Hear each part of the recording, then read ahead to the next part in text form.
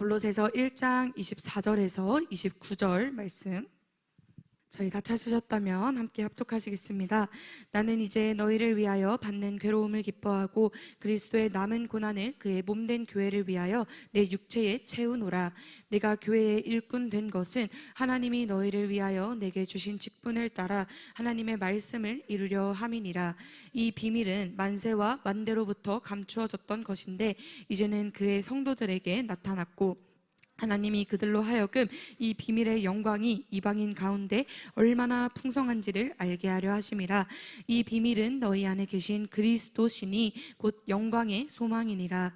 우리가 그를 전파하여 각 사람을 권하고 모든 지혜로 각 사람을 가르침은 각 사람을 그리스도 안에서 완전한 자로 세우려 함이니 이를 위하여 나도 내 속에서 능력으로 역사하시는 이의 역사를 따라 힘을 다하여 수고하노라. 아멘. 기도드리겠습니다.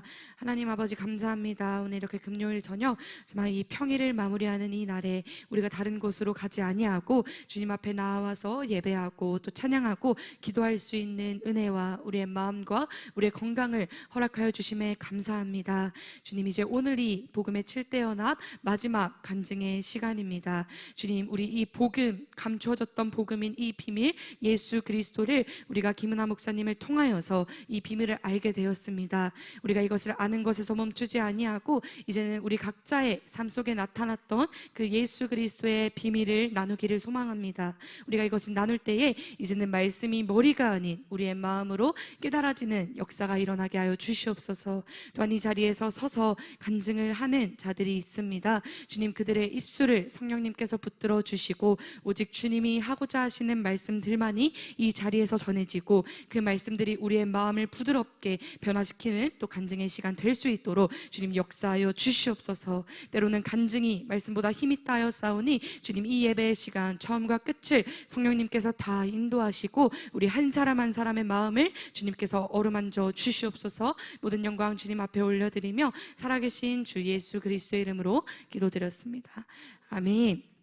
네, 이렇게 저희가 이제 복음의 7대 연합 마지막 간증의 시간인데요. 이제 또 사전에 공지 드린 대로 한 분씩 올라오셔서 우리가 또 복음의 7대 연합을 들으면서 느꼈던 것들, 또 삶에 일어났던 일들을 함께 나눌 때 우리가 이 말씀이 더 깊게 깨달아지는 시간 되기를 간절히 소망합니다. 그럼 저희 가장 먼저 오수민 청년부터 나와서 저희 간증 시작하도록 하겠습니다.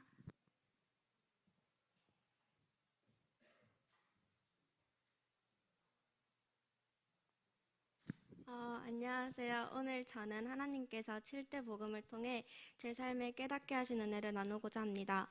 약 80일 동안 7대 복음 말씀을 들으면서 저는 한 가지 놀라운 사실을 깨닫게 되었습니다. 성경의 모든 말씀이 흩어져 있는 것이 아니라 결국 7대 복음의 흐름 안에서 하나로 연결되어 있다는 것이었습니다.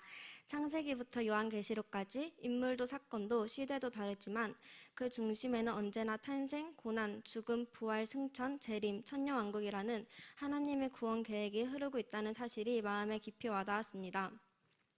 특히 같은 내용을 반복적으로 들으면서 신기했던 것은 분명 어제도 들었던 말씀인데 오늘은 전혀 다른 방향으로 깨달아진다는 것이었습니다. 말씀은 변하지 않는데 이전에는 보지 못했던 부분들이 보이기 시작했습니다. 그러면서 제 삶을 돌아보게 되었습니다. 생각해보니 제 인생 역시 7대 복음의 흐름 속에 있었습니다. 탄생 이후에 고난이 오고 고난 속에서 죽음 같은 시간들을 경험하고 또다시 고난과 죽음 앞에서는 반복의 시간이 있었습니다. 무엇보다 제 자아가 너무 강해서 죽기는 싫어했고 그래서 고난의 자리에서 멈춰서 있었던 것 같습니다. 고난은 겪고 있었지만 죽음으로 나아가지는 못하고 계속 제 생각과 감정들을 붙들고 있었던 제 모습을 보게 되었습니다. 7대 복음 말씀을 듣기 전까지 저는 고난이 하나님께서 주시는 저주처럼 느껴졌습니다. 나는 하나님을 믿는데 왜 내 인생이 잘 풀리지 않을까? 왜 나는 이런 시간이 계속될까? 라는 의문이 제 안에 있었습니다. 겉으로는 신앙생활을 하고 있었지만 속으로는 하나님에 대한 오해와 답답함이 쌓여 있었습니다. 또 한편으로는 의료 선교라는 마음이 있었지만 막상 현실을 바라보면 막막하기만 했습니다. 정말 내가 할 수 있을까? 어떻게 준비해야지? 이 길이 맞는 걸까? 하는 고민이 계속되었습니다. 미래는 보이지 않고 현재는 답답하고 그래서 더 것 같습니다. 그런데 이번 7대 복음 말씀을 통해 그동안 제 안에 있던 많은 의문들이 하나씩 풀리기 시작했습니다. 고난이 저주가 아니라 하나님의 계약 속에 있는 과정이라는 것, 그리고 제 삶이 우연히 흘러가는 것이 아니라 하나님의 큰 그림 안에 있다는 사실을 깨닫게 되었습니다. 하나님께서는 인간을 창조하시자마자 창세기 1장 28절에 축복을 주셨습니다. 생육하고 번성하며 땅을 정복하고 다스리라는 이 말씀은 단순히 잘 먹고 잘 사는 복이 아니라 하나님의 형상을 가진 자에게 주어진 축복이었습니다. 그러나 창세기 3장에서 인간이 선악과를 먹음으로 죄가 들어왔고 그 순간 하나님의 형상은 흐려지고 축복은 끊어지게 되었습니다. 인간의 죄악이 세상에 가득 차자 하나님께서는 홍수 심판을 결정하셨지만 그 심판 가운데서도 노아를 택하시고 방주를 준비하게 하셨습니다. 저는 이 말씀을 들으면서 하나님의 멸망이 목적이 아니라 회복이 목적이신 분이라는 사실을 깨닫게 되었습니다. 홍수 이후 하나님께서는 창세기 9장 1절에서 2절 말씀을 통해 다시 동일한 축복을 주셨습니다. 심판 후에도 축복은 사라지지 않았고 순종을 통해 다시 시작되었습니다. 방주는 단순히 물을 피하는 배가 아니라 옛 세상이 끝나고 새로운 세상이 시작되는 통로였습니다. 홍해를 건널 때에도 이스라엘은 애굽의 종된 신분이 죽고 하나님의 백성으로 새 출발했습니다. 할례 또한 옛사람을 끊어내는 결단이었습니다. 이 모든 사건들이 결국 죽음과 새 출발을 의미한다는 것을 알게 되었고 이것이 세례의 의미이며 7대 복음의 흐름 속에서 반복되는 하나님의 구원 계획임을 깨닫게 되었습니다. 저는 말씀을 들으면서 제 마음에 가장 크게 다가온 것은 하나님의 형상의 복은 내가 죽을 때 일어난다는 사실이었습니다. 아브라함은 환경을 버렸고 이삭은 자신의 생각과 감정을 내려놓았으며 야곱은 2번의 배대를 거치며 반복적으로 하나님을 만났습니다. 형상의 복은 한 번의 감동이 아니라 반복적으로 자아를 내려놓는 과정이라는 것을 알게 되었습니다. 특히 대학 입시를 준비하면서 저는 하나님께 맡긴다고 말했지만 실제로는 제 힘과 세상의 기준으로 준비했습니다. 결과가 기대와 너무 달라지자 낙심했고 자포자기하는 마음으로 경민대에 들어가게 되었습니다. 겉으로는 괜찮은 척했지만 속으로는 비교와 실망 그리고 하나님께 대한 서운함도 있었습니다. 그런데 7대 복음을 배우며 죽음, 부활, 승천, 재림, 천녀왕국의 말씀을 듣는 가운데 이후의 모든 것이 하나님의 섭리 안에 있다는 사실이 제 마음에 새겨졌습니다. 하나님은 실패처럼 보이는 순간까지도 사용하신다는 것을 깨닫게 되었습니다. 그 중에서도 목사님께서 예시로 들어주셨던 요셉의 삶이 제 마음에 깊이 들어왔습니다. 그는 노예로 팔리고 감옥에 갇혔지만 환경을 붙잡지 않고 하나님께서 주신 꿈을 붙들었습니다. 그리고 이후 그는 하나님께서 주신 꿈을 이루게 되었습니다. 그러나 저는 환경을 붙잡고 있었고 당장 눈앞이 막막하다고 하여 하나님이 주신 비전을 잠시 뒤로하고 걱정부터 하고 있었습니다. 이후 목사님의 설교를 통해 하나님께서 제게 어렸을 때 의료선교라는 마음을 주셨다는 것을 다시 기억하게 하셨습니다. 지금은 앞이 보이지 않고 막막하지만 요셉처럼 하나님의 섭리를 붙잡고 언젠가 이루실 것을 기대하며 그때를 위해 준비로 기다리는 자가 되겠다고 결단하게 되었습니다. 또한 고난은 피해야 할 시간이 아니라 기회라는 사실도 깨달았습니다. 요셉의 형제 유다가 고난의 순간에 결단함으로 예수님의 족보에 들어가는 축복을 받은 것처럼 저 역시 이 시간을 원망이 아니라 기회로 붙잡아야겠다고 결심했습니다. 목사님께서 말씀해 주신 사도 바울이 고난 중에도 기뻐할 수 있었던 이유는 고난 너머에 있는 하나님의 계획을 보았기 때문이라고 생각하게 되었습니다. 저도 당장 놓인 상황이 아니라 하나님의 계획을 바라보고 고난 가운데 하나님께 더 나아감으로 기회를 잡는 자가 되길 결단했습니다. 이후 승천의 연합 말씀에서 돌아온 탕자의 말씀을 들으며 저는 맏아들과 같은 모습이 많았음을 깨닫게 되었습니다. 가끔 동생을 속으로 판단하고 비교하고 질투했던 모습이 떠올랐습니다. 겉으로는 신앙생활을 하고 있었지만 동생과 엄마랑 싸운 뒤 화해하는 과정을 볼 때마다 속으로 맏아들처럼 정죄하며 엄마가 그를 용서하고 더 잘해주는 데 있어서 질투도 자리하고 있었습니다. 그리고 성경에서도 아버지는 돌아온 아들을 향해 가장 좋은 옷과 가락지와 신을 주셨습니다. 처음 이 말씀을 들었을 때에는 맏아들에 몰입해서 아버지의 행동이 이해가 되지 않았습니다. 맏아들은 죄를 짓지 않았는데 그럼 둘째보다 더 잘해줘야 하지 않을까? 왜 아버지는 둘째에게 더 신경을 써줬을까라는 생각이 들었습니다. 그러나 이 설교를 여러 번 듣다 보니 그동안은 생각해보지도 못한 아버지의 관점으로 상황을 보게 되었습니다. 아버지의 관점에서 중요한 것은 죄를 깨닫고 겸손히 돌아오는 것임을 알게 되었습니다. 또한 마다들에게 너는 항상 나와 함께 있으니 내 것이 다 너의 것이로다 라는 말씀처럼 하나님 안에서 이미 각자에게 주어진 것을 누리지 못하고 남의 것을 탐하던 제 모습을 발견하게 되었고, 이 또한 시기와 질투의 죄에 속하기에 회개하게 되었습니다. 이후 재림과 천년 왕국의 말씀을 들으며 저는 앞으로의 삶에 대한 결심을 하게 되었습니다. 70일의 말씀을 통해 지금은 이방인의 때이며 하나님께서 모든 영혼을 구원하시기 위해 오래전부터 하나님의 설계도에 계획해 오시고 이스라엘의 넘어짐으로 이방인에게도 기회가 생김을 알게 되었습니다. 이 시간을 준비 없이 보내는 사람이 아니라 복음을 전할 준비를 하는 사람이 되고자 합니다. 천년왕국의 핵심이 결국 창세기 1장 28절의 축복 회복이라는 것을 배우며 하나님께서는 처음부터 끝까지 우리에게 축복을 주시기 위해 회복시키시길 원하신다는 사실에 감사하게 되었습니다.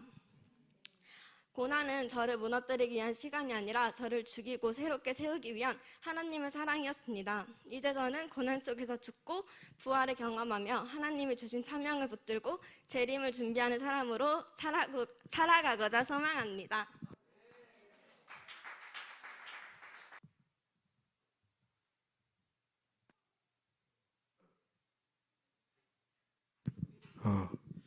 너무 지금 긴장해가지고 숨이 잘 안 쉬어지고 있거든요. 양해 부탁드리겠습니다. 제가 지금 7대 복음 간증이랑 제가 변화된 과정 말씀드리려고 하는데 엄청 짧고 부족하게 준비해가지고 그냥 재미로 보셔도 될 것 같습니다. 우선 제 과거부터 얘기하자면 일단 엄청 활발한 아이였지만 코로나를 거치면서 2년간 폐인 생활을 하게 되었고, 어떻게 폐인 생활을 하게 되었냐면 이제 그냥 밤에만 헬스장 가고 이제 맨날 집에서 사는 진짜 약간 백수 그냥 폐인, 그리고 약간 밥똥 게임이라고 하거든요. 밥 먹고 똥 싸고 게임만 하는 밥똥 게임 생활을 제가 하게 되면서, 근데 이런 제가 어떻게 변했냐면 제가 엄마가 와이파이를 끄는 거예요, 집에. 그래서 근데 제가 게임할 곳이 없다 보니까 이제 형이 다니는 요셉학교 7층에 와이파이가 있다는 소문이 들려가지고 제가 가게 된 거예요. 이제 거기서 게임 좀 하다가 이제 엄마가 그거 요셉학교 상담하러 가자 해가지고 제가 싫다 했는데 억지로 이렇게 끌고 가가지고 목사님 처음 만나게 됐는데, 목사님이 하시는 말 그냥 무시하고 있었는데 목사님 약간 시간에 대해 말씀하시는 거예요. 시간은 안 돌아온다고. 근데 그게 저한테 너무 꽂혀가지고 그때 나 지금까지 뭐 했지? 그러니까 이런 생각하게 되면서 공부를 진짜 열심히 해야겠다 하면서 그때 요셉학교를 다니게 됐는데, 제가 공부 열심히 했을까요? 네, 열심히 안 했습니다. 제가 공부가 너무 하기 싫은 거예요. 무슨 말인지도 잘 모르겠고 2년 만에 하니까. 그래가지고 제가 목사님한테 이제 저 요셉학교 나가고 싶다. 근데 목사님이 이제 제가 이제 그냥 체육대학교 가고 싶어서 체대 입시 준비하겠다라고 했는데, 목사님이 이제 가도 된다. 근데 사람 되면 보내주겠다. 이러셔가지고 이제 그때부터 갓생을 살게 되었거든요. 근데 새벽에 일단 새벽 예배 가고 일단 교회 빠짐없이 다니고 이제 행사 같은 거 다 다니면서 이제 이렇게 살게 되었는데,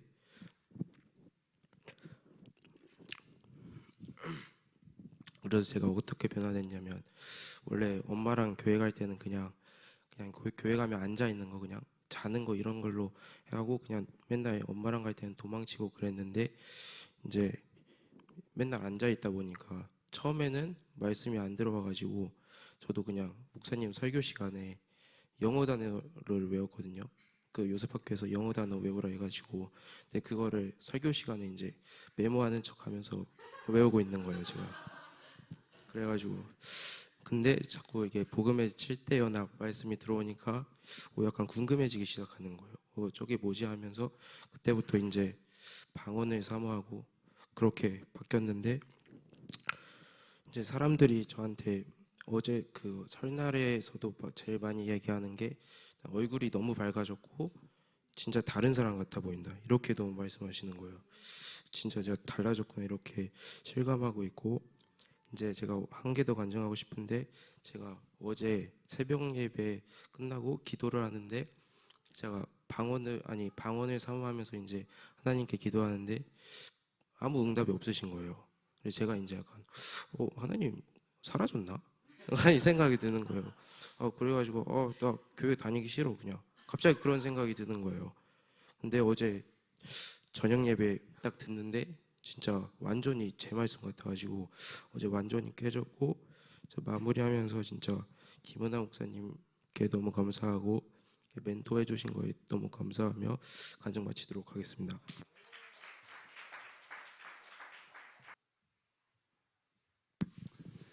할렐루야.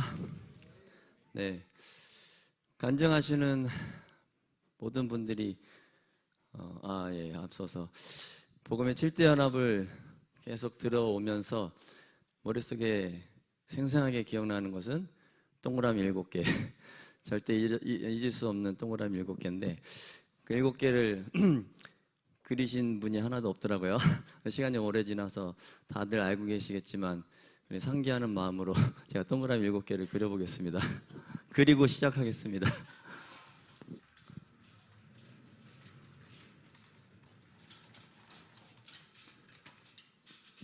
다들 아시겠지만 우리 다시 우리 생각을 이렇게 되살리는 의미에서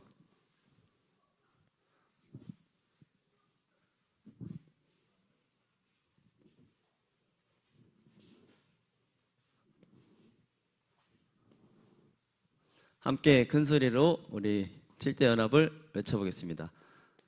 탄생, 고난, 시작, 죽음, 부활, 승천, 재림,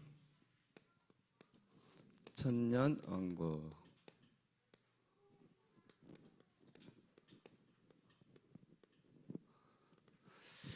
네, 이 말씀을 들으면서 그 전에도 많은 말씀으로 인해서 제가 이제 많이 이전 예수 믿기 전과 예수 믿은 후의 삶을 여기서도 많이 간증을 나눴는데, 그래서 이제 나도 많이 죽었다. 이제 겉으로 화도 잘 안 내고 많이 죽었다고 생각을 해서 이제 2025년 연말이 다가올수록 하나님한테 기도했죠. 하나님, 2025년도는 이 죽음의 연합을 끝내고 2026년 부활의 새 아침을 맞이하게 하여 주시옵소서 기도하고 2026년을 맞이했는데, 와, 띠리리, 이 뭐야, 고난이 이제 시작되는 거예요. 고난이 더 왜 이렇게 세지지?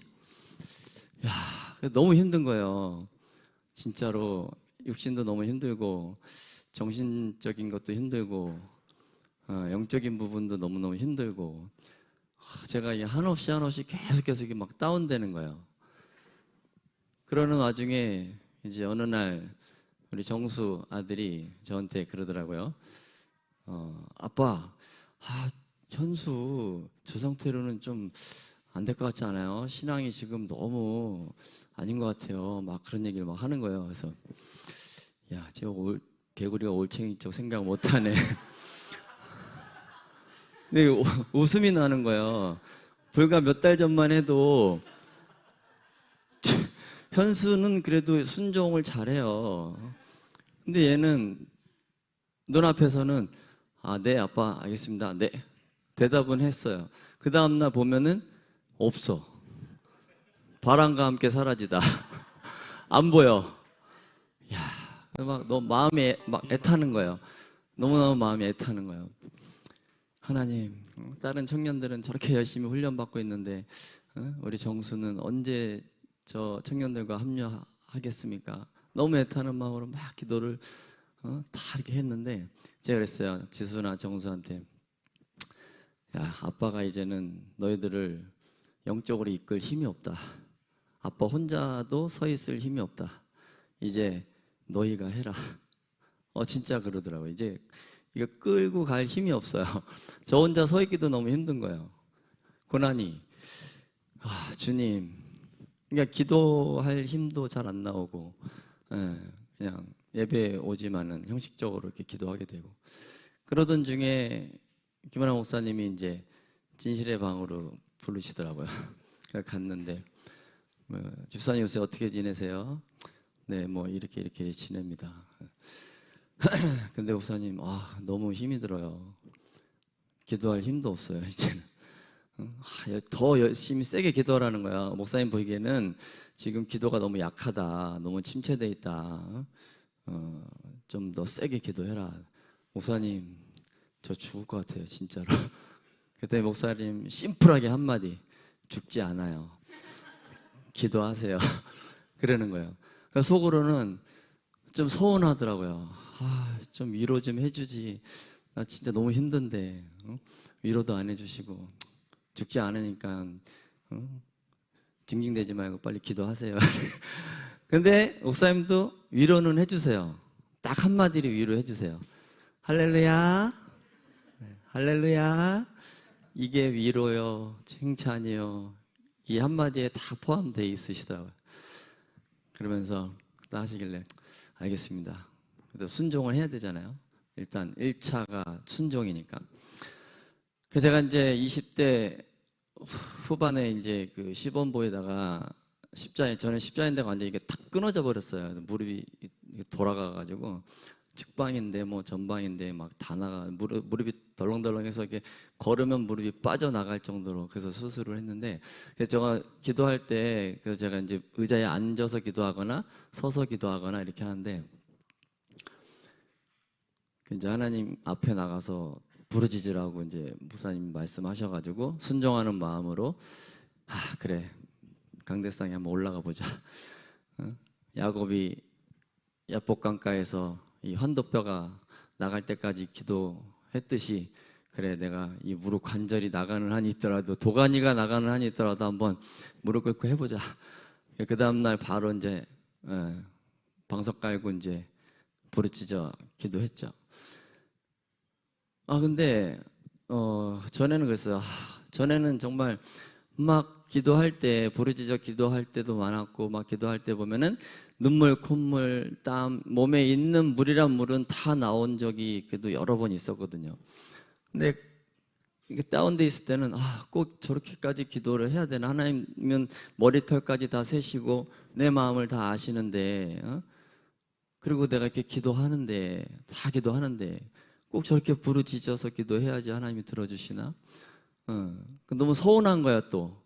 난 정말 할 만큼 하고 있고 계속해서 정말 온 힘을 다해서 하고 있는데, 이게 이제 내가 막 계속해서 다운되고 고난이 심해지니까 오늘 간증할 내용이 어저께 또 말씀, 영적 침체에 대해서 다 말씀해 주시더라고요. 그러니까 하나님이 이제 원망은 안 돼요. 저는 이 십자가 사랑을 정말 뜨겁게 경험을 했기 때문에 하나님 원망은 안 되는데, 근데 이제 서운한 마음이 막 들더라고요. 하나님 진짜 이제 안 들어주시는군요. 이제는 어쩔 수 없습니다. 제 힘으로 이제 나아갈 수밖에 없습니다. 전에는 그랬잖아요. 지정일 다 내려놓고 내 생각이 앞서지 말고 하나님이 인도하시는 대로 가라. 그래서 그 마음을 먹고 하나님이 인도하시는 대로, 보여지는 대로, 되어지는 대로 그렇게 가려고 계속 이제 내가 앞서지 않고 그렇게 해왔거든요. 근데 안 보이는 거예요. 특히 내 이게 직업, 일에 대해서 5년 넘게 기도를 했는데 안 보여지는 거예요, 계속. 근데 또 좀 가장이잖아요, 가정을 책임져야 되고, 그렇기 때문에 가장으로서의 무거운 어깨가 있기 때문에 이제는 내가 뭔가라도 이제 해야 되는 거예요. 내 생각대로 이제 해야 되는 거예요. 근데 내 생각대로 또 할 수도 없어요. 지금 보면은, 그러니까 뭔가 이렇게 꽉 붙잡혀 있는 상황이거든요. 그래서 이제 무릎 꿇고 딱 기도를 하는데 눈물이 막 또 펑펑 쏟아지면서 내가 지금 왜 이 고난을 받고 있는지 깨달음이 오더라고요.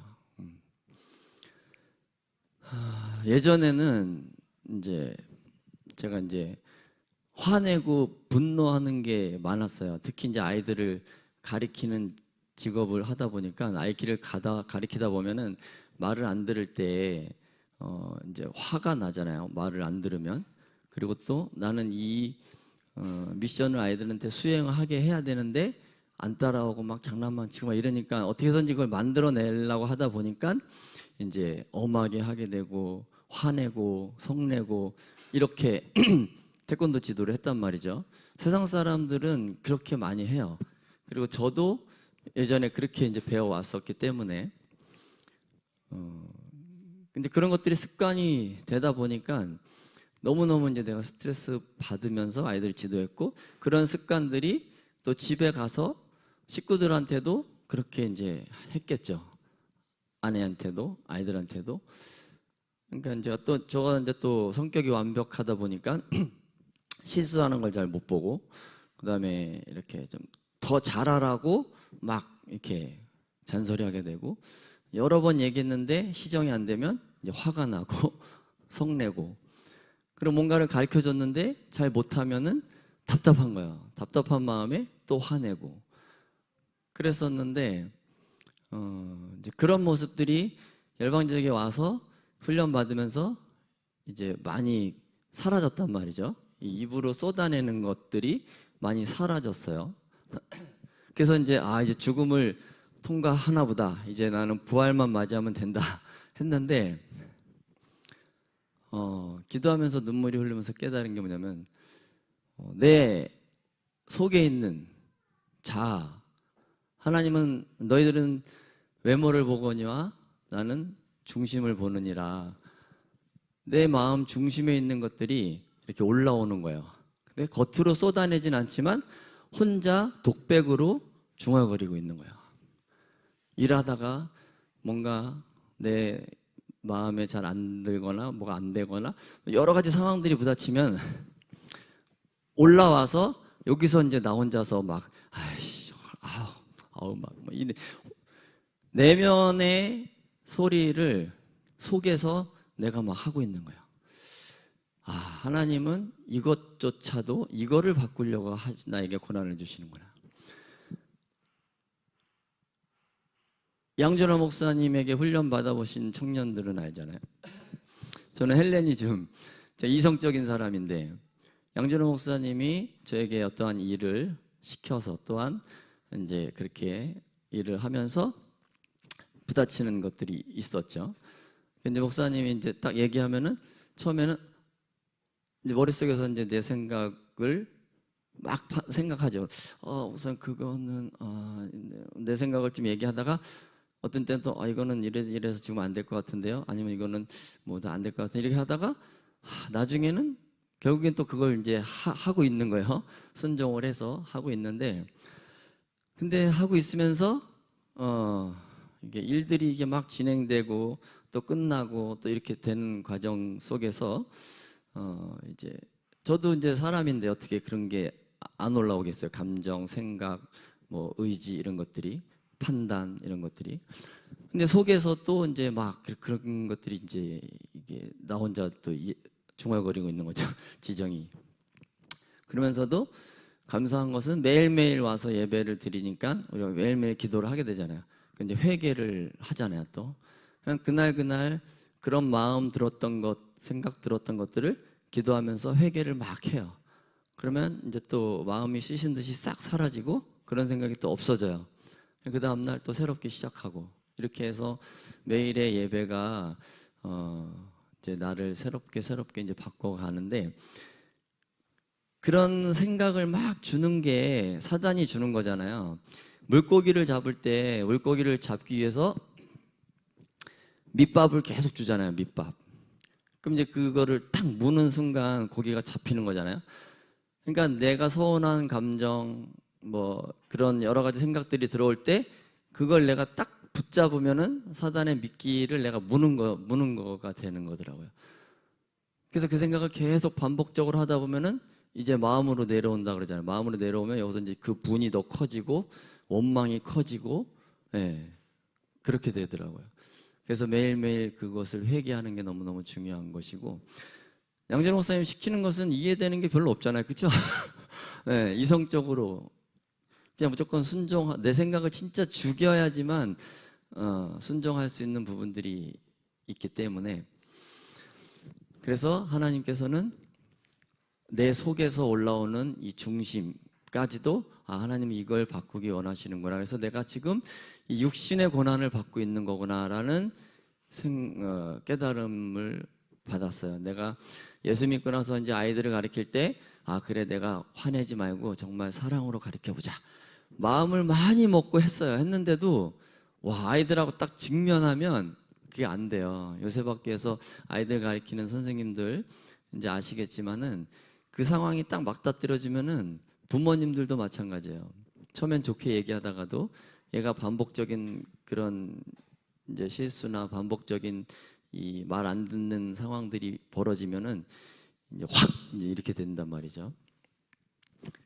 그게 안 되더라고요. 그래서 이게 지도하면서는 내 자아가 안 깨지나 보다. 그래서 하나님이 나에게 육신의 고통을 주나 보다. 육체의 고통.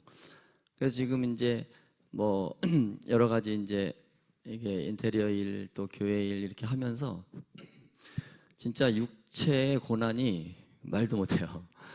내가 운동할 때보다 더 힘든 거예요. 내가 선수 생활할 때 운동을 3시간, 4시간씩 막 에너지를 쏘면서 하거든요.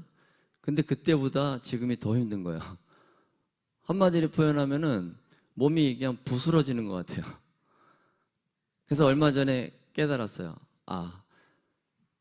하나님, 이 육신의 고통을 통해서 내 속에서 올라오는 것까지 하나님이 죽이길 원하시는군요. 그게 깨달아지니까 예수님의 십자가가 묵상이 되면서 기도가 어떻게 나온지 아세요? 하나님, 더 센 고난을 주세요.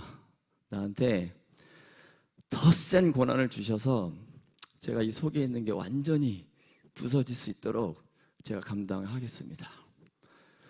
주님은 십자가에서 채찍질로 살이 찢기는 고통을 당하셨는데 내가 지금 받는 이 고통은 거기에 될 것도 아니고, 또 얼굴에 침뱉음을 당하셨지만 저는 그러한 그런 상황을 또 당하지도 않았고, 그러니까 이게 한꺼풀 한꺼풀 벗겨져야 되는데 이제 양파 껍질이 하나 벗겨진 느낌. 그래서 그 고난은 사람마다 다 다르다고 생각을 해요. 저는 이 육신의 고난을 통해서 너가 이렇게 힘들고 이렇게 고난받고 있는데도 원망 안 할래? 불평 안 할래? 성내지 않을래? 주님, 더 센 고난을 주세요. 예수님이 십자가에서 받은 고난에 비하면 이건 아무것도 아니죠. 자존심 때문에 고난받고 계신 분이 있으십니까? 예수님은 옷이 다 벗겨지고 팬티바람으로 그 수모를 다 당하셨는데 여러분들의 만약에 옷이 속옷만 남겨지고 다 벗겨졌다고 생각을 해보세요. 그 수모를 감당할 수 있겠습니까? 그래서 제가 그 십자가가 묵상이 되면서 예수님이 우리 사람들이 이 땅 살아가면서 받을 수 있는 모든 수모와 멸시와 고통, 모든 것들을 다 받으신 이유는 각자 우리가 갖고 있는 버려야 될, 깨어져야 될 그런 자아들이 있기 때문에 예수님을 본받아서 나도 견뎌냈다. 예수님은 얼마든지 저주할 수 있었지만 아무도 저주하지 않았잖아요. 묵묵히 다 받아들였잖아요. 그래서 말하지 않고 그냥 내가 지금 받는 이 고난이 내가 뭐를 자아가 깨어지기를 원하시나 하나님이, 그거를 묵상하니까 금방 답을 찾겠더라고요. 처음에는 답을 못 찾을 때는 그 원망을 하다 보면 그 노래가 자동적으로 이어져요. 왜 나만 받는 고난이냐고 슬퍼하지 마세요. 정강 목사님이 이 노래 잘 부르시더라고요. 왜 하나님 나 고난을 왜 이렇게 나만 이렇게 세게 받아야 됩니까? 막 그랬는데 결국은 내가 변하길 원하시는 거죠. 우리 목사님이 탄생 전에는 이제 예수 믿기 전에 받는 고난이 있다래요. 세상에서 주는 고난 그런. 예수 믿고 난 후에는 예수님을 위한 고난, 예수님을 위한 고난이라고 했는데 제가 생각해 보니까 그 사이에 나를 위한 고난이 또 있는 것 같아요. 내가 이게 변하지 않으면 평생 내가 갖고 있는 자아대로 분내고 성내하면서 각자의 그 성향대로 계속해서 반복되는 삶을 지지고 볶으면서 나도 스트레스 받고 상대편한테 그 일침을 놓으면서 상대편을 상처를 주면서 계속 그렇게 살아갈 거잖아요, 그죠? 근데 하나님은 나를 바꿔서 완전히 바꿔서 이제 하나님 나라에 이제 쓸 수 있게끔 그때는 이제 예수님을 위해서 내가 받는 고난이 되겠죠. 그 고난은 제가 생각해도 이렇게 원망스럽거나 그렇지 않을 것 같아요. 힘들거나 그때는 그 고난이 기쁠 것 같아요. 아직 내가 경험해 보진 않았지만 지금 내가 받는 고난은 나를 위한 고난이구나. 결국에는 내가 바뀌는 거죠. 내가 완전히 속까지 완전히 바뀌면 이제 나는 자유한다 그랬잖아요, 목사님이. 자유하고 내가 자유할 때 더 이상 스트레스 받지 않고 가족들에게 상대편에게 상처 주지 않고 그때서 비로소야 내가 이웃을 사랑할 수 있고 이웃을 내가 챙겨줄 수 있는 영적인 힘이 생기는 거죠. 우리 와이프가 어제 오늘 본인 스스로 스트레스를 엄청나게 받아가지고 아까 머리가 깨질 것처럼 아프대요. 그래서 내가 약을 막 사다 줬어요. 빨리 약 먹어. 그 왜 두통에 시달려요? 본인이 자초한 일이거든요. 본인이 저는 어저께 아무런 우리 와이프를 저렇게 힘들게 스트레스 주는 사람이 아무도 없었어요. 결과적으로 따져보면 아무도 없었는데 본인 스스로 본인 생각에 딱 사로잡혀가지고 사단이 막 미끼를 던지는 것을 다 이렇게 그러니까 이제 거기서부터 이제 막 쏟아내기 시작하면서 그렇게 막 스트레스 받으니까 두통이 이제 오는 거죠. 네. 우리 와이프는 제가 이번에 또 깨달았어요. 어린아이가 맞다. 그래서 당신은 어린아이가 맞네. 천국에 쉽게 가겠네. 잘 웃는 사람이 스트레스 받으니까 막 머리 아프고. 그래서 결론은 내가 이 받는 이 고난 이제는 하나님께 서운한 마음도 갖지 말고 그 누구도 원망하지 말고 이 속에서 올라오는 이것조차도 다 파쇄시켜 버리자. 파쇄시켜서 겉과 속이 하나님이 보시기에 이제 됐구나. 야, 내가 너의 중심을 보니까 이제 됐네. 이게 내가 이제 써도 되겠다. 그렇게 인정받을 때까지 나에게 닥쳐오는 고난을 힘차게 이겨내려고 합니다. 네.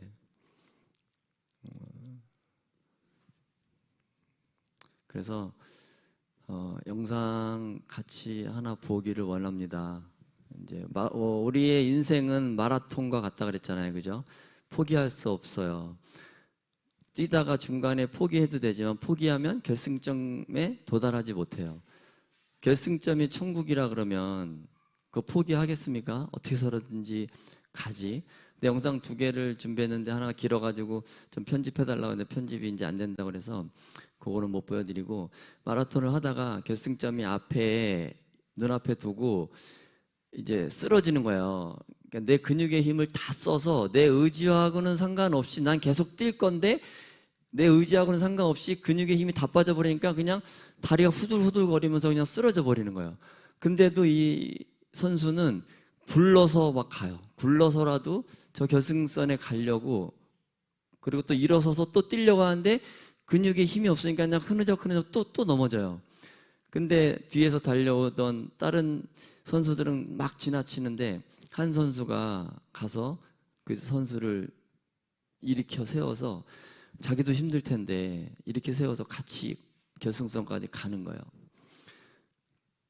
그러니까 우리가 힘들고 하나님께 서운하고 하나님에 대해서 모든 많은 생각들이 들겠지만 하나님은 우리를 포기하지 않으시고 항상 옆에서 우리에게 힘 주시고 나에게 힘을 주시고 응원해 주시고, 예.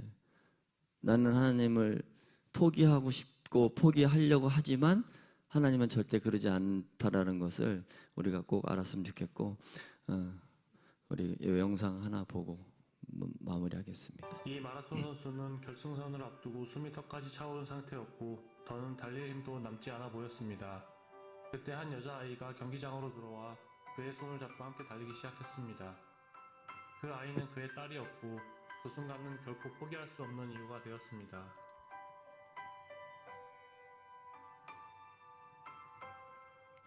이 마라톤 선수는 네, 우리가 절대 포기할 수 없는 것은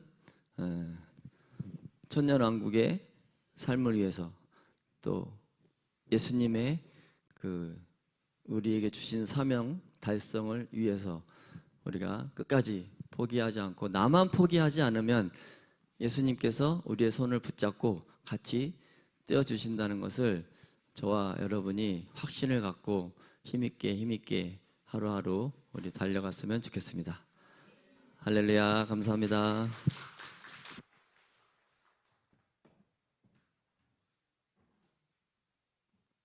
안녕하세요. 얼굴 많이 못 봤죠? 장시간 많이 이제 대외 활동을 가느라 너무 보고 싶었습니다. 첫 번째로는 얼굴 까먹을 뻔했는데 너무 보고 싶었습니다. 이제 제가 마지막인 걸 알고 있는데 너무 또 떨리고 긴장되지만 하나님께서 저라는 부족한 사람을 어떻게 이끌으셨고 또 어떻게 훈련해 가시는지 여러분과 함께 나누고 싶습니다. 저는 7대 복음을 배운 지 한 3년 정도 된 것 같습니다. 그리고 많은 사람들이 다 거치고 가는 과정이지만 저 또한 고난과 죽음에 머무르는 시간들이 가장 길고 또 제 신앙의 터닝포인트의 기점이 된 시간들이 고난과 죽음의 시간들이었습니다. 제가 이렇게 목사님과 미국을 순회하면서 다 영상들을 목사님이 다 보셔가지고 저도 다 여러분들의 간증을 들었는데 어쩜 그렇게 다들 말씀을 다 잘하시고 이렇게 다 똑같은 은혜를 다 받았을까라는 생각에 너무 저도 기뻤고 저 또한 이 시간에 너무나도 많은 은혜를 받던 시간이었습니다. 여러분, 저는 간사라는 직분을 가지고 있습니다. 지금 현재 20살에 간사라는 직분을 받게 돼서 너무나도 부족하지만 지금 현재 간사라는 직분을 가지고 있지만 저 또한 이렇게 동그라미 7개 있는 것처럼 저 또한 얼마 전까지 고난과 죽음의 시간에 이 지점에 계속 머무르던 한 사람이었습니다. 저희가 수많은 7대 복음의 연합의 설교를 들으면서 고난과 죽음의 연합을 통과하려면 제일 중요한 포인트를 목사님께서 항상 2가지를 알려주셨습니다. 그 2가지가 첫 번째가 예배고 두 번째가 영적 리더에 대한 순종이었습니다. 저에게는 그 2가지가 제일 가장 큰 무거운 짐이었습니다. 3년 정도 제가 이 열방제자교회를 다녔는데 항상 그 소리를 들을 때마다 은혜를 받기보다는 무거운 짐을 나 홀로 지고 견디다 못해 쓰러질 때 이 찬양이 제 입속에 계속 맴돌았습니다. 그리고 이걸 잘 어쨌든 다 해결하지 못한 채 이제 군대를 가게 됐는데 군대를 가니까 얼마나 좋아요, 여러분들. 예배 매일 안 드려도 되고 제 마음대로 운동하고 싶으면 운동하고 너무나도 저한테는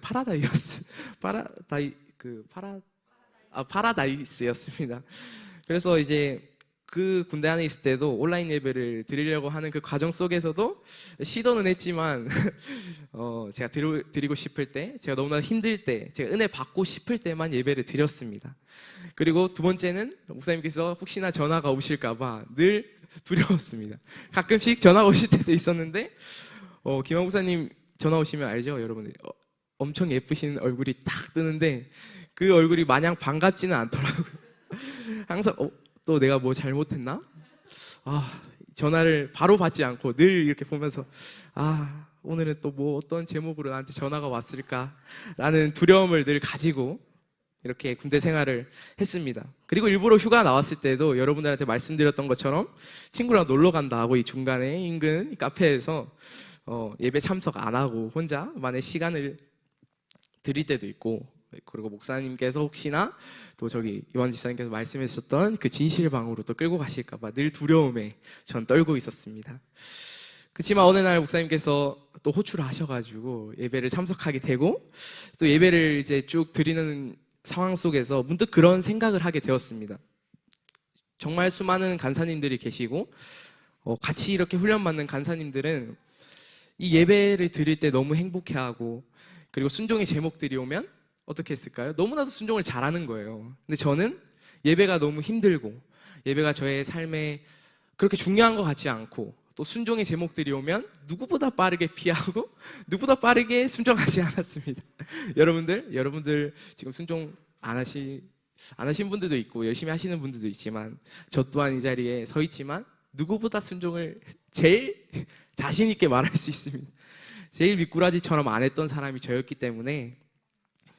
그렇지만 이런 생각들을 가지게 되면서 정말 기도를 깊이 하게 되었습니다. 그리고 나서 전역을 하고 매일 예배를 통해서 이 회복하는 과정 속에서 결국 이제 작년부터 이번 연도 이제 목사님께서 다시 7대 복음을 길게 이렇게 다시 풀어주시면서 제 인생을 바꾸는 다시 터닝 포인트 계기가 되었던 시간인 것 같습니다. 이때까지의 제 신앙생활을 보면 이 7대 복음의 설교를 들을 때에 가장 중요하게 생각했던 것이, 내가 어떻게 하면 축복을 받을 수 있을까? 내가 어떻게 하면 이 고난과 이 죽음의 시가 너무 힘들잖아요. 이 시간들을 어떻게 하면 빨리 부활을 이룰 수 있을까? 저에 대한 포커스를 맞춘 채 이 설교를 듣고 또 신앙생활을 했었어요. 기도도 그렇게 하고. 그래서 저는 군대에 있을 때 수많은 생각을 하고 계획을 짜고 나왔어요. 이제 먼저 남들이 다 가지고 있는 졸업장을 따러 난 무조건 학교에 다시 복학을 하리라 라는 마음을 가지고 있었고, 학교 시간을 잘 정해서 대구에 내려가서 안정적이게 내가 할 수 있는 게 제가 뭐 직장이 있거나 이러지 않다 보니까 내가 물질을 벌 수 있는 일을 배우러 가야 되겠다라는 크나큰 저의만의 계획을 가지고 짜고 있었어요. 그렇지만 매일 예배 드려야 되겠다 이런 생각도 없었고, 이 월계 내가 주일만 오리라, 내가 이렇게 다시는 예배를 내 간사 타이틀을 따기까지 1년 6개월 동안 내가 여기 헌신했지만 다시는 내가 여기를 이렇게 매일 예배 안 하고 헌신도 안 하고 새벽 예배 뭐 없죠. 다 예배를 제껴두고 나는 내 인생 누가 대신 살아주는 게 아니잖아요. 내 인생 내가 잘 한번 꾸며보면서 살리라 하고 이런 찬란한 계획들을 짜고 있었습니다. 그렇지만 전역하고 나서 목사님의 버스콜, 저기 진실의 방에 또 끌려가게 됐습니다. 전역 직전과 동시에 목사님께서 저에게 또 순종의 제목들을 주셨습니다. 첫 번째 순종의 제목들이, 민호가 대학교 가지 마. 그 대학교도 목사님께서 이제 양종 목사님께서 민호가 너는 주의 종이 되어야 돼 라고 해서 순종하는 마음으로 대학교로 갔는데, 이제 와서 가지 마라고 하시니까 제 마음에 혼미가 오고 좀 회의감도 들기도 하고 그랬습니다. 그리고 목사님 뒤에서 하시는 말씀이, 그리고 매일 예배 참석해. 당연히 학교는커녕 일을 배우러 가는 대구의 계획도 자연스럽게 내려놓게 됐습니다. 그 뒤로 순종하겠다고 마음을 먹는 순간 이제 고난들이 더 저를 방해하는 것들이 찾아오기 시작했습니다. 한동안 전화도 없던 교수님들의 전화가 걸려오기 시작하고, 오늘도 이제 점심에 밥을 먹는데 각종 선배님들이 이제 휴학을 하겠다고 제가 오늘 전화를 했거든요. 근데 그걸 어디서 들었는지 절대 휴학하면 안 된다, 바로 복학해야 된다, 6명의 선배님들이 저한테 전화 오고, 근데 저는 그 6개월간 열심히 하지를 않았어요. 저는 진짜 열심히 하지도 않고 그냥 저는 물 흐르다가 가시 이렇게 했던 사람인데도 불구하고 순종을 하겠다고 마음을 먹는 순간 저의 마음을 이렇게 흔드는 일들이 일어나기 시작했습니다. 그리고 대구에서도 일을 배우겠다라는, 무조건 그렇게 배우겠다라는 생각도 가지고 있었는데, 그걸 딱 내려놓자고 마음을 먹는 순간 일을 가르쳐 주겠다고 하신 분도 계속 전화가 오시고 가면 민호가 너만 내려오면 내가 이 모든 일을 너에게 전수해 줄 수 있어. 너 돈 버는 거 걱정 없이 다 벌 수 있어. 이러면서 저를 이제 꼬시기도 했습니다. 그런 여러 가지 소리를 들으니까 순종하겠다고 했던 제 마음이 요동하기 시작했습니다. 그리고 목사님의 말과 목사님의 그 순종의 제목들보다 어쩌면 제 생각과 제 마음이 먼저 이렇게 올라올 때도 많았습니다.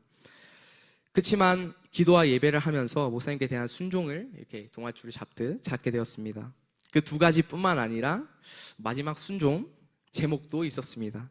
바로 이성이었습니다. 어제 주일께 이게 다 알듯이 이게 길게는 얘기하지 않겠습니다. 다 주일에 얘기하신 걸로 알아가지고 열심히 이제 대구로 내려가고 있는데 목사님께서 전화가 오시더라고요. 민호가 주일 설교 들었니? 라고 하셔가지고 목사님 안 들었습니다. 그러니까 지금 당장 내려가는 길에 꼭 들어 하고, 근데 그 설교를 들어보니까 되게 눈이 번쩍번쩍 떠지고 잠이 안 오더라고요. 제 모든 게 낱낱이 파헤쳐지는 시간이었습니다.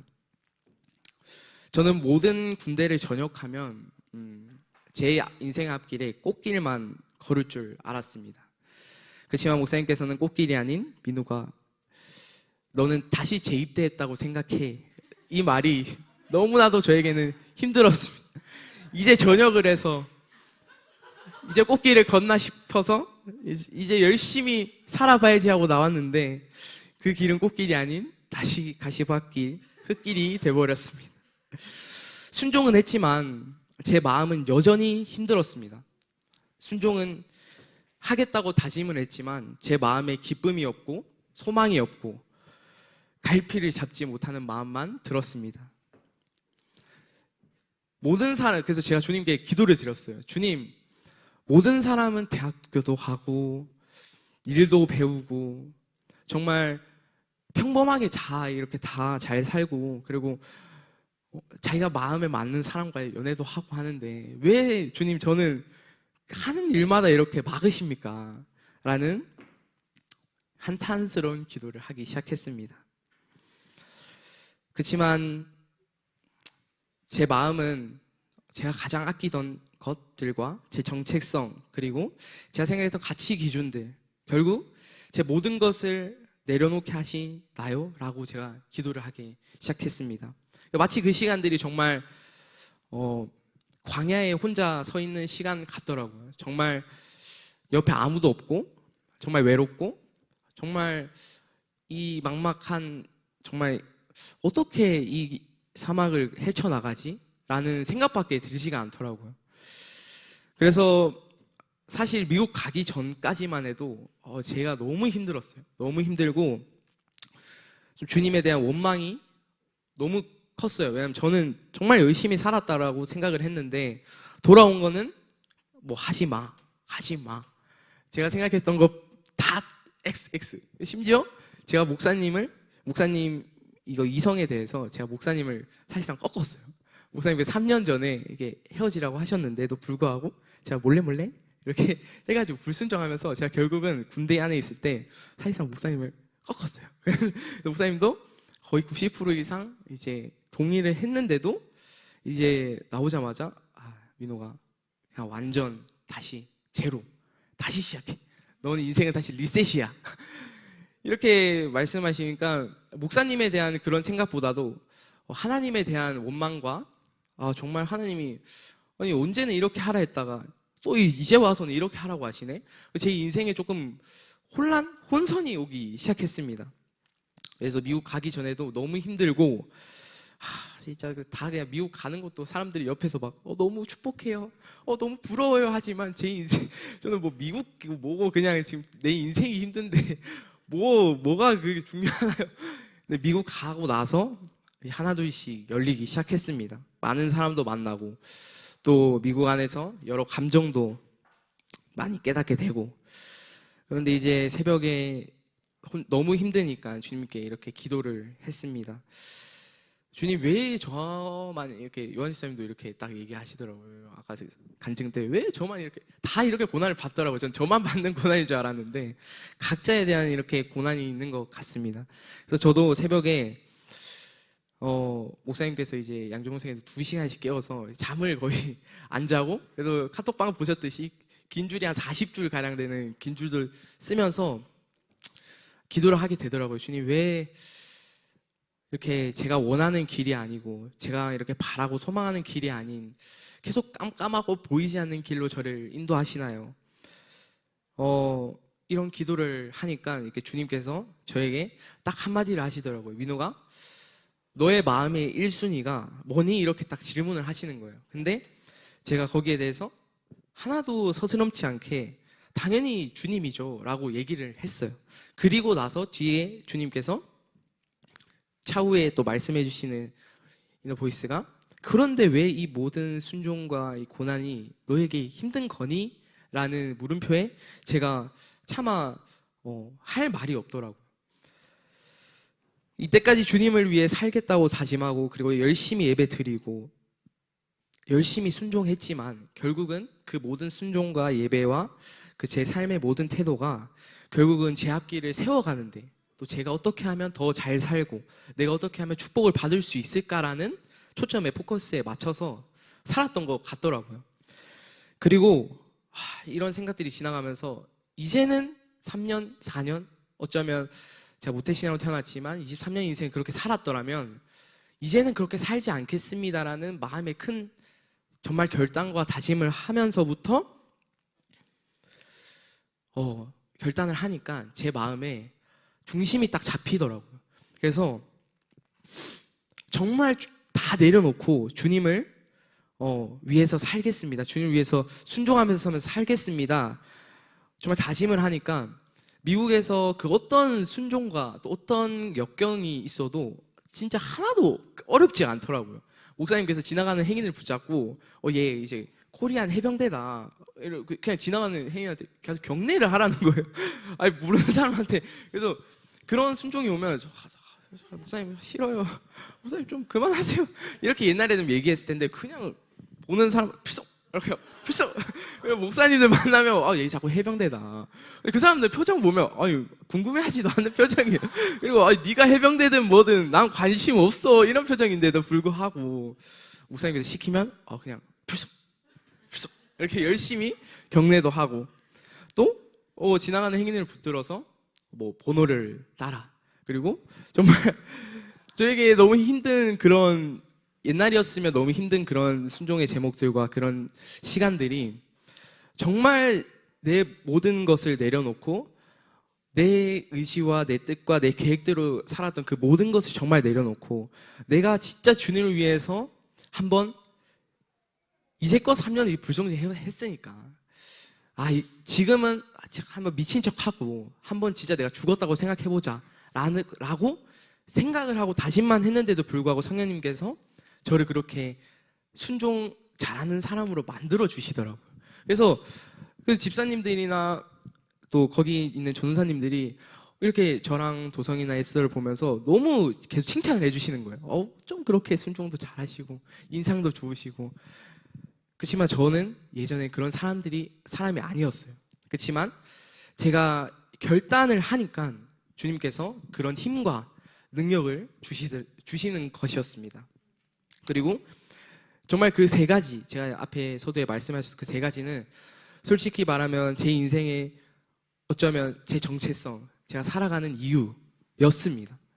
앞으로 제가 가정을 이루고 또한 어떤 인생을 살아갈 때 정말 필요로 하는 요소들이잖아요. 그렇지만 주님이 그 모든 것을 내려놓게 함으로써 예전에는 너무 불안했어요. 내가 이것을 어떻게 하면 계속 고민하고 내가 어떻게 하면 이렇게 개발하지? 항상 두렵고 떨리고 그리고 예배를 드려도 그런 거에 포커스를 맞춰서 예배를 드리고 기도를 드릴 때에도 영혼들의 기도보다 제 기도만 했었어요. 그렇지만 그런 결단과 그런 고난과 죽음의 시간을 통해서 이 시간을 딱 지나보니까 목사님께 말하셨던 이 부활의 단계에 오면 자유함이 있대요. 그러니까 정말 제 안에 그 자유함이 부어지기 시작하더라고요. 어떤 것도 두렵지가 않더라고요. 내 인생, 내 앞길 정말 예전에 너무 두려웠어요. 너무 두렵고 저 사람은 너무 잘 사는데, 저 사람은 저렇게 잘 사는데, 저 사람은 저렇게 타이틀이 있는데 라는 두려움과 공허함을 가지고 살았는데, 정말 이 고난과 죽음의 시간을 겪고 나서 부활의 단계에 온 것 같아요. 그러니까 제 마음에 정말 아무것도 걱정이 없고 정말 그 자유함이 제게 오기 시작했습니다. 그리고 비로소 이제 영혼들이 보이기 시작했습니다. 미국 가서도 예건이 생각이 나고, 또 우리 도성이가 잠결에 저를 주먹으로 치고 발을 올리고 그렇게 그런 생활이 있어도 도성이를 보면 너무 귀하고, 또 도성이를 보면 너무 기쁘고, 또 미국에 있지만 여기 있는 청년들을 보면서 정말 기도가 나오더라고요. 그러면서 주님께서 그렇게 변화시키시더라고요. 그리고 정말 나에게 맡겨진 영혼들을 잘 주님께 인도하려면 나는 어떤 걸 이제 준비를 해야 될까? 내가 앞으로 살아갈 때 내가 잘 먹고 잘 살려면 어떻게 준비해야 될까가 아닌, 내가 어떻게 하면 예건이와 도성이와 나에게 맡겨진 영혼들, 앞으로 나에게 올 영혼들을 위해서 내가 어떤 걸 준비하고 구비를 해야 이 영혼들이 정말 내가 만났던 그 예수님과 이 길을 갈 때 저처럼 뺑뺑이를 돌지 않고 정말 잘 스트레이트로 갈 수 있을까라는 생각밖에 들지가 않더라고요. 그리고 이제 모든 순종의 제목들과 제가 고민했던 것, 제가 막 걱정했던 모든 것들로부터 정말 자유함을 누리게 되었습니다. 결국은 고난과 죽음의 시간을 통해서 제가 가장 사랑했던 것, 또 제 정체성과 제 존재성을 내려놓고 그 안에서 자유함을 누리고 온전한 하나님의 사랑으로만 채우게 되었습니다. 그래서 저도 마지막으로 이 말을 하려고 했습니다. 아까 요한 지사님이 말씀하셨던 그 마라톤 얘기를 원래 저도 하려고 했는데, 저도 이 훈련단에 이제 얘기를 하고 마무리를 하려고 합니다. 훈련소에 가면 약 400명, 300명 가까이 되는 인원이 이제 3km를 시합을 해요. 시간 차이로 시합을.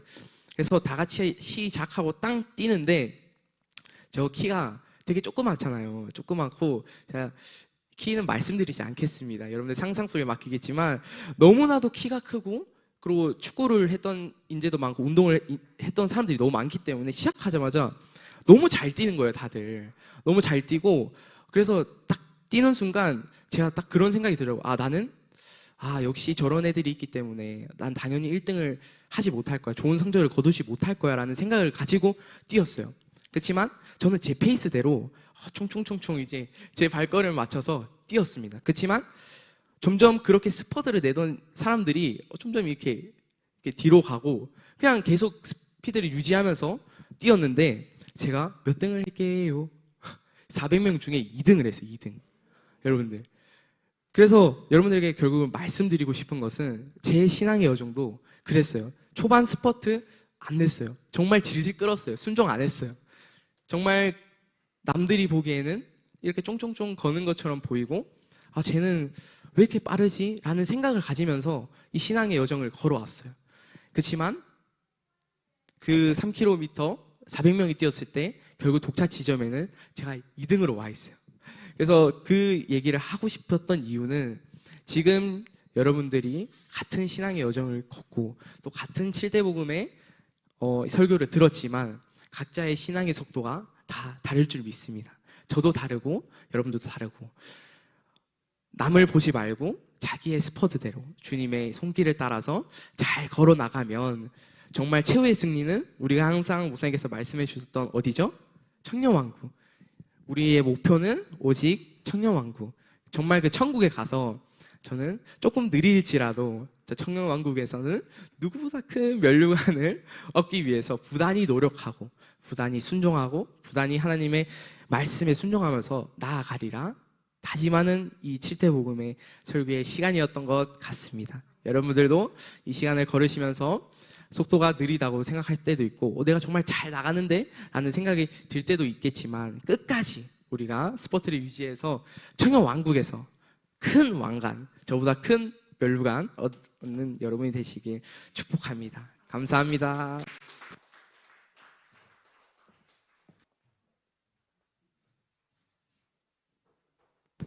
네, 저희 간증을 다 마치면서 오늘 이제 네 분의 간증을 하시는 것을 들으면서 결국에 하나로 공통된 것들이 이 고난이라는 것이 결코 하나님이 나를 죽이려고 힘들게 하려는 것이 아니라 나를 더 정금과 같이 빚어내기 위한 시간이었다. 그리고 그것을 통해서 변화된 것들을 이야기를 해줬는데 오늘 간증을 들으면서 어제 저희가 읽었던 본문 말씀이 생각이 나더라고요. 그래서 마지막으로 저희 그 본문 말씀을 함께 합독하신 후에 간증의 시간을 마치려고 합니다. 저희 고린도 후서 4장 16절에서 18절 말씀입니다.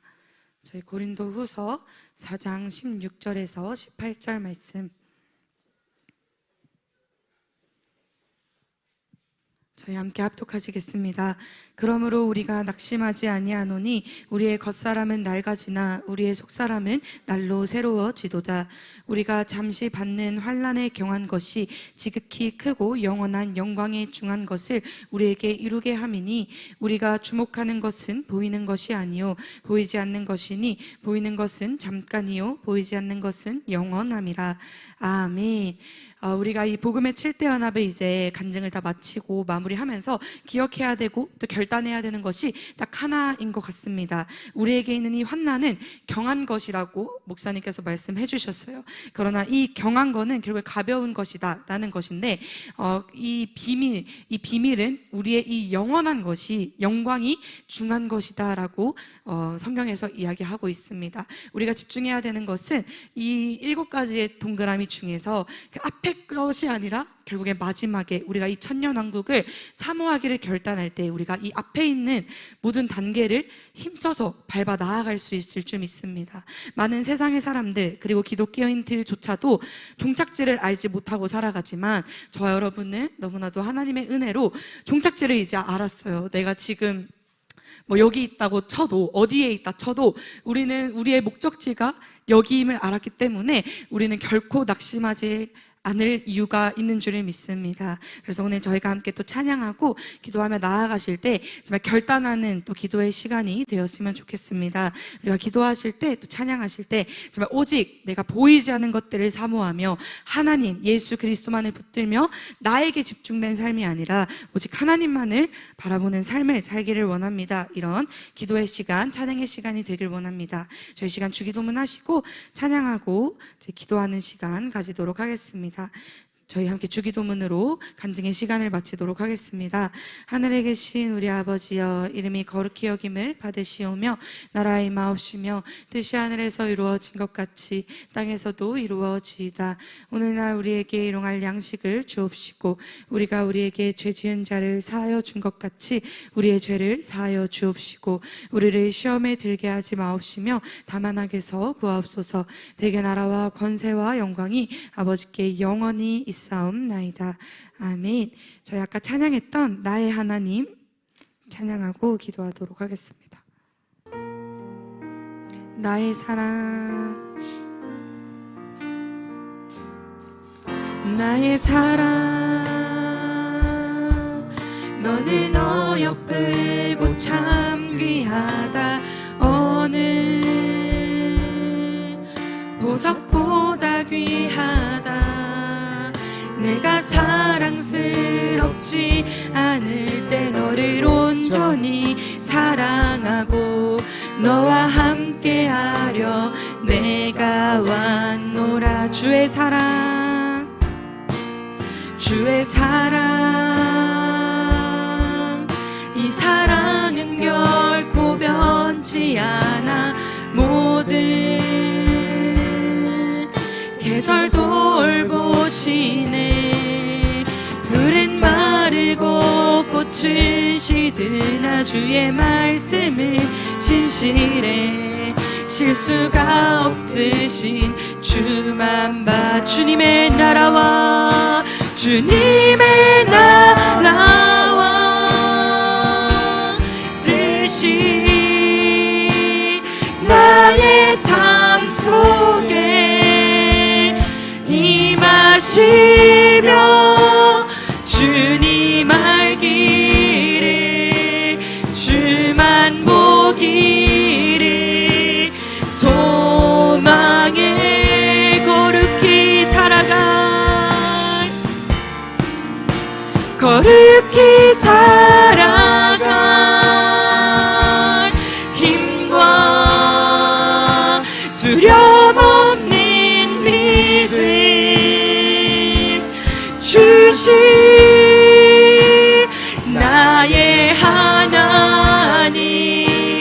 완전한 사랑.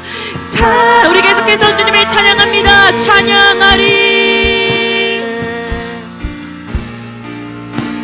찬양하리. 만군의 주 영원히 함께 하시네. 존귀하신 사랑의 왕 영원히 통치하신. 찬양하리, 찬양하리. 만군의 주 영원히 함께 하시네. 존귀하신 사랑의 왕 영원히 통치하. 아멘. 우리 고백하며 나아갑니다. 주님의 나라와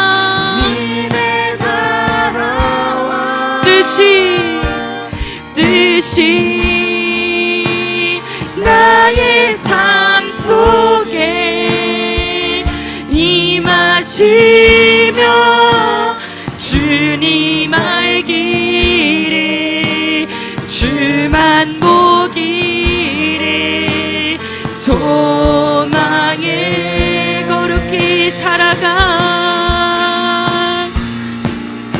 거룩히 살아가 힘과 두려움 없는 믿음 주신 나의 하나님 완전한 사랑 찬양해 거룩히 살아가 거룩히 살아갈 힘과 두려움 없는 믿음 주신 나의 하나님 완전한 사랑 찬양해. 아멘. 우리 오늘 밤 주님 앞에 결단하는 기도의 시간이 되었으면 좋겠습니다.